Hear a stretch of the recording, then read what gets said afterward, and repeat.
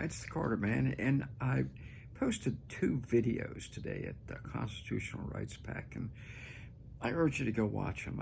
I think they're important. They're not videos by me. One is by one is features Rudy Giuliani, America's mayor. The other, Newt Gingrich, and they both make the same point, and that is that freedom in America is under assault as never before in our history. Never before. And they're referring, of course, to the indictments in Georgia by this bigoted, biased,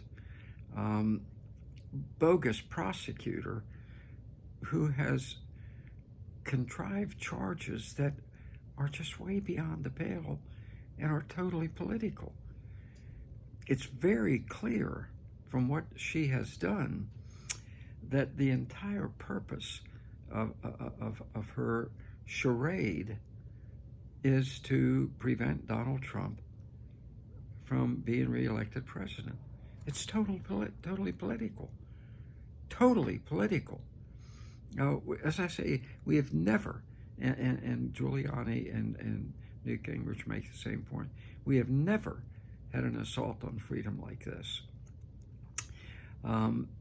Pelosi impeached Trump for one phone call to Zelensky, of all people, because she said he had tried to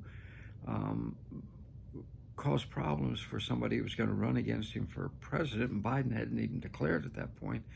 Well, Trump has declared, and it's clear that these indictments in Georgia are to prevent him from, if possible, running for president, and if not, from being eligible because of convictions for felony. RICO charges are felony charges, folks.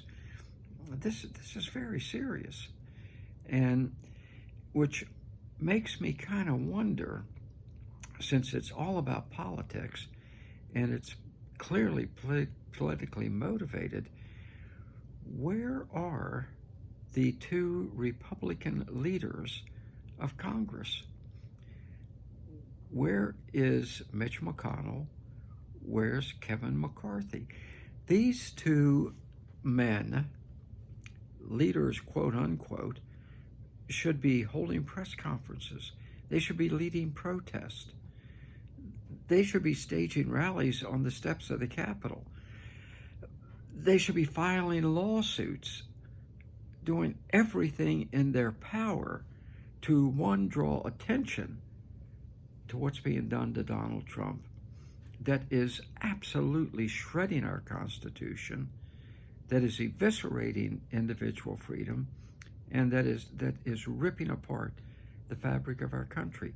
They should be taking the lead in fighting, and instead, they once again have gone silent.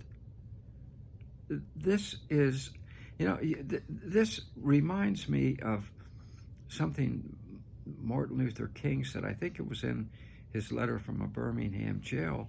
He said, "I've not been hurt as badly by the words of my enemies as I have the silence of my friends." Mitch and Kevin, as usual, have gone silent, and they're supposed to be our leaders. Years ago, I went with my father to see Martin Luther King speak at the Baltimore Civic Center. I think it was 1967, I believe it was. And he said in that speech something that just riveted me at the time and has stuck with me ever since.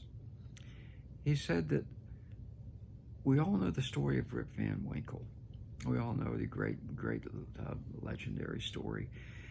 Slept for 20 years, and Dr. King said, what a lot of people overlook is that Rip Van Winkle slept through a revolution. Okay? He slept through a revolution. Well, Kevin McCarthy and Mitch McConnell are sleeping through the absolute fascist takeover of our country. They're sleeping through it. They're sleeping through it. And it's time for us to give them a wake-up call, okay?